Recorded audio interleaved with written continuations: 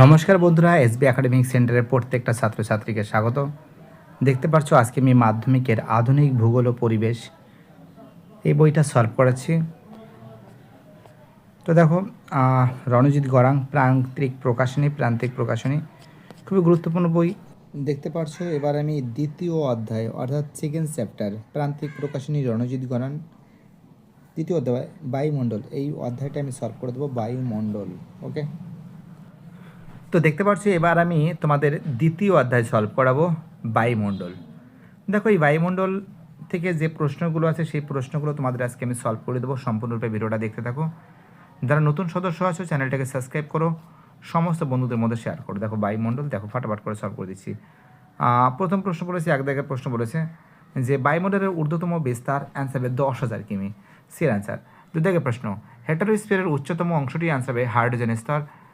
তিন দাগে প্রশ্ন, উল্কাপিণ্ড পুড়ে ছাই হয় যে স্তরে, অ্যান্সার হবে মেসোস্ফিয়ার। চার দিকে প্রশ্ন, প্রাকৃতিক সৌরপর্দা বলা হয় ওজোন স্ফিয়ারকে বলা হয়। পাঁচ দিকে প্রশ্ন, ওজন ঘনত্ব যে এককে মাপা হয়, অ্যান্সার হবে ডবসনে। পৃথিবীর অ্যালবার্টের পরিমাণ, অ্যান্সার হবে 34%। পরের প্রশ্ন, সাত দিকে প্রশ্ন, বায়ুমণ্ডল কোন পদ্ধতিতে সর্বাধিক উত্তপ্ত হয়, অ্যান্সার হবে বিকিরণ পদ্ধতিতে।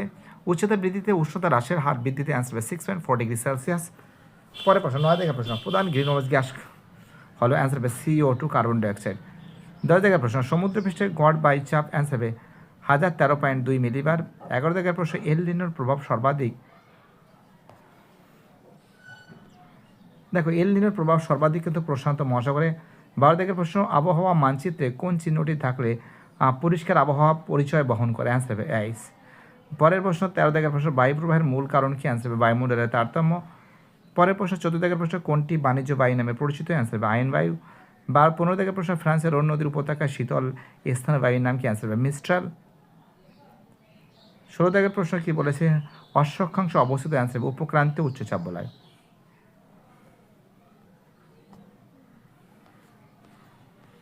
17 জায়গার প্রশ্ন যেটা বলেছে, দেখো তোমাদের কি প্রশ্ন আছে, কোন আবহাওয়া যন্ত্রে ভার্নিয়ার স্কেল যুক্ত থাকে, অ্যান্সার হবে 14 ব্যারোমিটার। 18 জায়গার প্রশ্ন, কোন বলয়ের প্রভাবে বায়ু সমুদ্র স্রোতের দিক বিক্ষেপ ঘটে, অ্যান্সার হবে কোরিওলিস বল। জমাটবদ্ধ শিশির কণাকে বলা হয় কি বলা হয়, তুহিন বলা হয়। টর্নেডো মার্কিন যুক্তরাষ্ট্রের নামে কী নামে পরিচিত, টুইস্টার বলা হয়।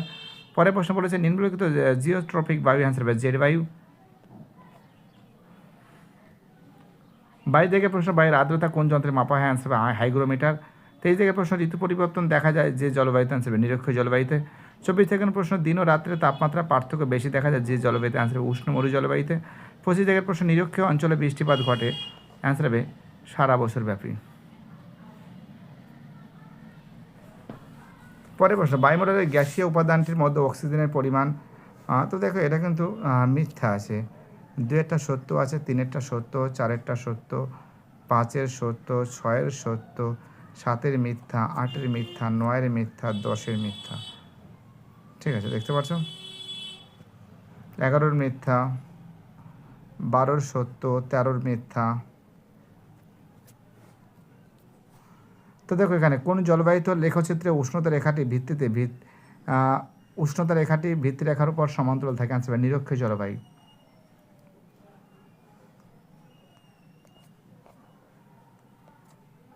দেখো এইবার দেখো তোমাদের যে প্রশ্নগুলো আছে সেটা তো সলভ করে দিছি, একই প্রশ্ন আছে, সত্য মিথ্যা সলভ করে দিছি, ঠিক আছে। এবার দেখো সত্য মিথ্যা সলভ করে দেওয়ার পর এবার দেখো এখান থেকে যে শূন্যস্থানগুলো আছে এই শূন্যস্থান তোমাদের সামনে তুলে ধরেছি আমি, ফাটাফাট করে দেখা যাচ্ছে, করে দিচ্ছি। বায়ুমণ্ডলের বায়বীয় কণাকে, অ্যান্সার হবে অ্যারোসেল বলে। পরের প্রশ্ন, হোমোস্পিয়ার ও হেটারোস্পিয়ারের সীমারেখা, অ্যান্সার হবে টর্বোপজ বলে। মুক্তি মেঘ সৃষ্টি হয়েছে বায়ুমণ্ডলের ওজন স্তরে, ওজন গড় সৃষ্টি হয়েছে অ্যান্টার্কটিকায়। 5 দিকের প্রশ্ন, বায়ুমণ্ডলের উচ্চতা বৃদ্ধির সাথে সাথে উষ্ণতা বৃদ্ধি পাওয়াকে বৈপরীত্য উত্তাপ বলে, ঠিক আছে। 5 দিকে যে প্রশ্ন বলেছে, এক সেকেন্ড,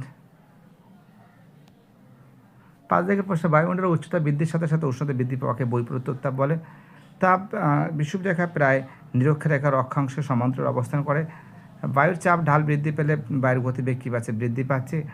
ড্যাশ বলের প্রভাবে বায়ু উত্তর গোলার্ধের ডান দিকে যায়, কোরিওলিস বলের প্রভাবে এর উত্তর গোলার্ধের ডান দিকে এবং দক্ষিণ গোলার্ধের বাঁ দিকে। 9 দিকে সমুদ্রবায়ু স্থলবায়ু বৃহৎ সংস্করণ হলো মৌসুমী বায়ু।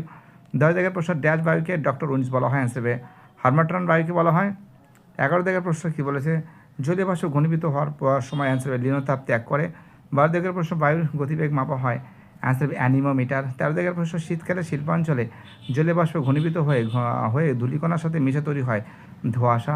14 দাগের প্রশ্ন উষ্ণতা বৃষ্টিপাতের লেখচিত্র উষ্ণতা রেখাটির মধ্যভাগে নিম্নমুখী হলে তাকে দক্ষিণ গোলার্ধে অবস্থিত বলে। বিনোদনের জলবায়ু বলা হয়, অ্যান্সার হবে ভূমধ্যসাগরীয় জলবায়ুকে বলা হয়। কাকে বলা হয়? ভূমধ্যসাগরীয় জলবায়ুকে বলা হয়।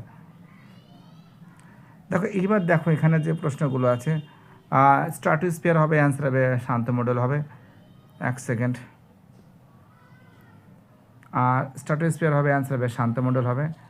তারপরে তাপবিদ্যুৎ হবে, অ্যান্সার হবে বিয়ের অ্যান্সার শহর নগর। তুহিন হবে আমাদের জমাটবদ্ধ শিশির। ম্যাগনেটোস্ফিয়ার হবে, ডি এর অ্যান্সার হবে বায়ুমণ্ডলের ঊর্ধ্বতম স্তর। অনুবাদ ঝাল হবে, অ্যান্সার হবে বৃষ্টির ছায়া অঞ্চল।